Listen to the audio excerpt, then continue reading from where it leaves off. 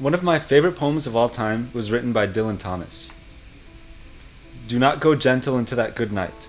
Old age should burn and rave at close of day. Rage, rage against the dying of the light. Though wise men at their end know dark is right, because their words had forked no lightning, they do not go gentle into that good night. Good men, the last wave by, crying how bright their frail deeds might have danced in the green bay.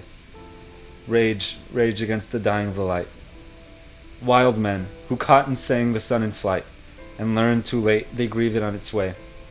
Do not go gentle into that good night. Grave men, near death, who see with blinding sight. Blind eyes could blaze like meteors and be gay. Rage, rage against the dying of the light. And you, my father, there on the sad height, curse, bless me now with your fierce tears, I pray. Do not go gentle into that good night. Rage, rage against the dying of the light. So this poem is from one of my favorite movies called Interstellar. Ever since I was a kid, I had always been obsessed with space, with astronauts, and especially aliens. My biggest fear until I was in 9th grade was aliens, and I have no idea why. It might have been Jimmy Neutron. Over time, my fear subsided and was eventually replaced with balloons. I know it doesn't make sense, but that's beside the point. This movie is special to me because it invoked a sense of wonder in me that I just can't explain.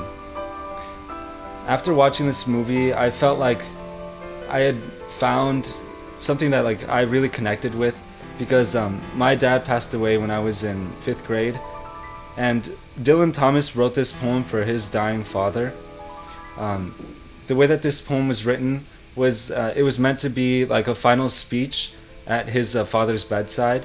And so Dylan Thomas had a dad that was near death, and so he wrote this poem to encourage him to keep on going, to never stop fighting. And I feel like even though when my dad passed away, it wasn't something that I saw coming, so I couldn't have made a speech for him like Dylan Thomas did with his father. But in a way, I feel like my father wrote this for me, because even near death, my dad, he always had this smile, and he always had a reason to keep on fighting. He would come home with, his fingers would be they would literally be bloody, and he'd be sweating, and he would just come with a bag of food and put it down on the table, and then he would just look at us with a smile, and then after that he would just go and fall asleep. And it's stuff like that is really the reason why I am always trying so hard in school, because I feel like school is the only way out of the situation that I'm in. Because I know that back in Mexico, where my mom and my dad came from, they don't have the same opportunities that I have now. And so that's why I feel like this poem means so much to me. If you look at the last stanza, it goes, "And you, my father, there on the sad height, curse, bless me now with your fierce tears, I pray. Do not go gentle into that good night. Rage, rage against the dying of the light."